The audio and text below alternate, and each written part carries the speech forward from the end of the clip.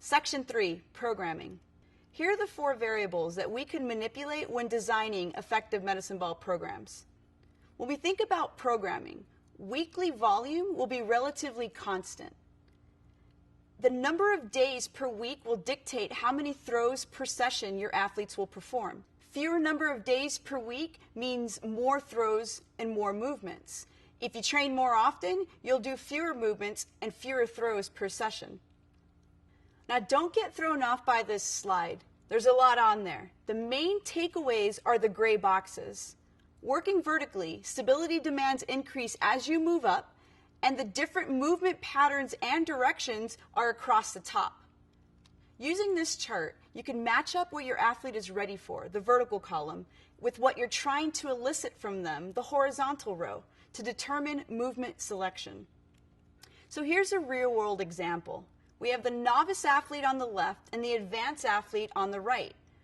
For the novice, it's about less challenging movements and lower force. They're in a more stable position using basic initiations, executions, and primarily non-reactive balls. So here we see with the novice athlete, he's training 4 times a week, so he can get multiple opportunities to start learning these movement patterns. The first movement, we see that he's doing a linear squat to throw. He's initiating this movement with the counter movement and using a non-reactive ball. The second movement, we see that he's in a stable base position doing a linear horizontal chest pass. Here's our first introduction to reactive balls, but we see that we keep this basic with single throws. And then finally, we have the split position horizontal chest throw. Our initiation is non-counter movement, and again, we're using that non-reactive ball. The ultimate goal with movement number 3, to ultimately progress him to a lunge to horizontal throw.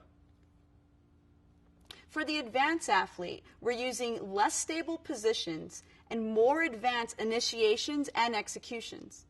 Here we see that the athlete is training 2 times per week, and we see an increase in volume with his throws.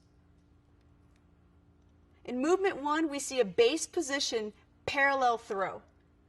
Again, this direction typically has a little bit of a learning curve, but we see that the execution is non-counter movement and he's using a non-reactive ball. So the focus is truly on the movement. Movement number 2, we see a split position parallel horizontal throw. Split position parallel throws, very, very difficult on stability with the lower body. And we increase the difficulty by including a continuous initiation and a reactive ball. Finally, movement number 3, we see a base position perpendicular throw. Using a continuous initiation and a reactive ball will essentially allow us to put everything together and train the qualities that we've been discussing in this presentation. Let's check for learning.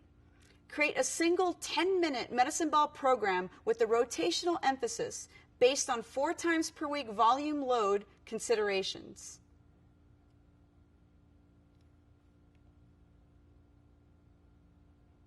Section 4, Conclusions. In summary, here's a high-level overview of how to progress the 4 components of medicine ball training. We have more stable to less stable for the stance, general to specific for the direction, low force to high force for the initiation, and low eccentric demand to high eccentric demand for the ball and intensity selection. Remember, first we have to determine our stance. This is based on the level of athlete and the specific movement characteristics we're trying to develop within them. This challenges the complexity of movement and the amount of force that can be generated through the body. So go back to the goals and your focus points. Then we have the direction. These are selected based on the level of athlete, linear to rotational, and the specific directional force characteristics we're trying to develop. And then finally, our initiation and ball selection. These are selected based on the level of athlete, linear to rotational, and the specific directional force characteristics we're trying to develop. Now you can see why medicine ball training is a huge component here at Exos. Take these principles and start experimenting within your own system.